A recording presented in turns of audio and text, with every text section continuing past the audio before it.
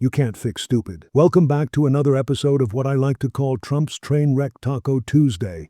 And today's breaking story? Well, it fits the theme perfectly, because once again, you just can't fix stupid. Whether it's Donald Trump himself making reckless moves, or one of his loyal sycophants elevated far beyond their qualifications, the result is the same: chaos at the top. And this time, the spotlight lands on Cash Patel. What Patel just did will absolutely blow your mind. I'll break it down for you in just a moment. But before we dive in, let's not forget, this is the same guy we warned about during his confirmation hearings, back when questions were raised about his role on the Intelligence Committee. And now here we are, watching the fallout unfold in real time. In a statement, you said that Wray's resignation risks normalizing any president's desire to fire FBI directors at will. They're supposed to have 10-year terms.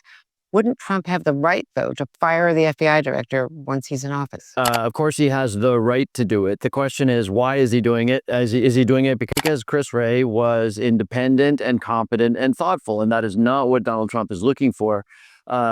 Especially when you consider that his nomination, Cash Patel, is an individual who's distinguished mainly by his absolutely 120% slavish loyalty to Donald Trump. So it's pretty clear what he's trying to do here, which is to get his guy in to our domestic federal police force. That's right, utterly bound to Donald Trump's every command. But the story doesn't end there, not even close. Yeah, one thing you must take seriously, which is that the FBI, like any other organization, is made up of senior people. They could retire, and they may very well do that. So the brain drain you could see from an institution, because somebody who is obviously unqualified and obviously inconsistent with the Bureau's values is going to impose a huge brain drain on the FBI. And this is true at other organizations where Trump has nominated unqualified people. And let's not forget, we're talking about the FBI here, America's head police force, the agency that's supposed to stand as the backbone of law and order. Most of what they do, the public doesn't need to see. We don't need every classified detail. What we do need is trust. Trust that there's consistency, continuity, and competence. That the people in charge know how to do their jobs. But here's the problem. One of our top officials didn't see it that way. Long before he landed in this powerful seat, he carried views that should have raised alarms. And now, sitting in this position, those views aren't just opinions anymore. They're decisions that shape the very core of our national security. We just sent a letter over to the Senate Judiciary Committee,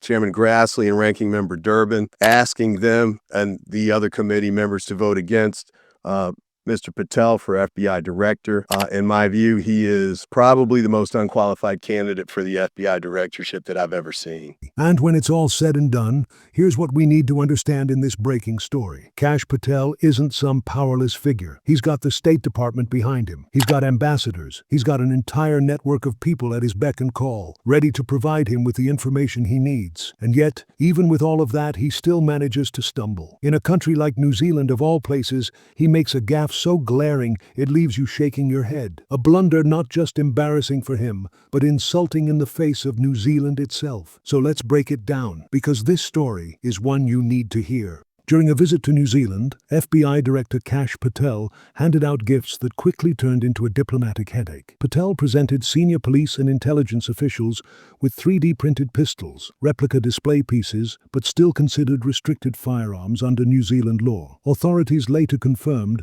the weapons were illegal to possess without special permits, and since they could potentially be modified into working guns, regulators ordered them surrendered and destroyed. Patel, the highest-ranking Trump administration official to visit New Zealand so far, had traveled to Wellington in July to open the FBI's first standalone office in the country. But instead of a smooth diplomatic gesture, his gifts sparked questions about how they were brought into the country and whether proper permissions were ever sought. New Zealand's Police Commissioner Richard Chambers confirmed that on July 31st, he and two of the country's top intelligence chiefs, Andrew Hampton of the NZSIS and Andrew Clark of the GCSB, received gifts from FBI Director Cash Patel. The gifts were presented as challenge coin display stands, but each included a 3D printed pistol as part of the design. The very next day, the officials sought guidance from New Zealand's firearms regulator. When the replicas were examined, they were deemed potentially operable under local law. Commissioner Chambers said he instructed police to seize and destroy them to ensure compliance. James Davidson, a former FBI agent and now head of the FBI Integrity Project, has long criticized Patel's appointment. Still, he suggested the gift itself was likely a genuine gesture and argued that destroying the replicas was an overreaction, saying they could have simply been rendered inoperable. But in New Zealand, the rules are strict. 3D printed weapons are treated the same as real firearms. And after the 2019 Christchurch mosque massacre, where 51 worshippers were killed, the country tightened its already tough gun laws. Unlike in the US, gun ownership in New Zealand is not a right, it's a privilege, and one the government guards carefully. New Zealand isn't short on guns. In rural areas, they're common tools for pest control. But violent gun crime is rare, and in the cities, many people may go their whole lives without ever seeing a firearm. Even police officers on the front line usually patrol unarmed, keeping their weapons locked away in their vehicles. So when FBI Director Cash Patel arrived in Wellington, his visit was already sensitive. The opening of a new FBI field office, the first of its kind in New Zealand, wasn't even announced until after it had happened, raising eyebrows in the press. The FBI said the move was simply to align New Zealand with other Five Eyes partners, the US, Australia, Canada, and the UK, and to give FBI staff a permanent base after years of operating under Canberra's oversight. But Patel's trip went further. Public records later revealed he dined with more than a dozen senior officials,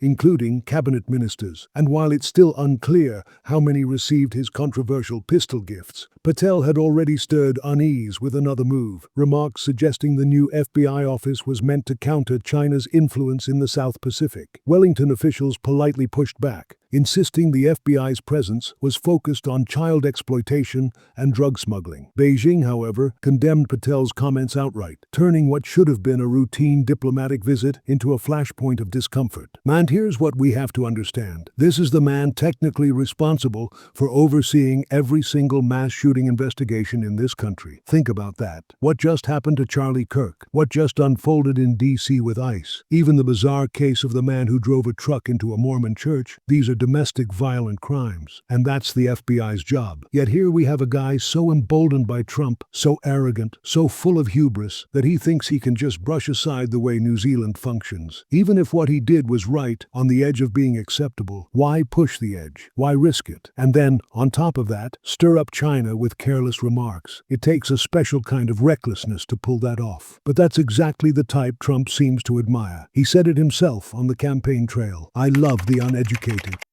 And here we are, with unqualified people sitting at the very top of America's most powerful agencies. Not just the FBI, but also the Department of Defense, under Pete Hegseth. Two people who should never be in charge of institutions this critical to our safety and security. That's a wrap. If you made it this far, you're officially part of the crew. Smash that like button, subscribe for more, and don't forget to ring the bell so you never miss what's coming next. Big things ahead. See you soon.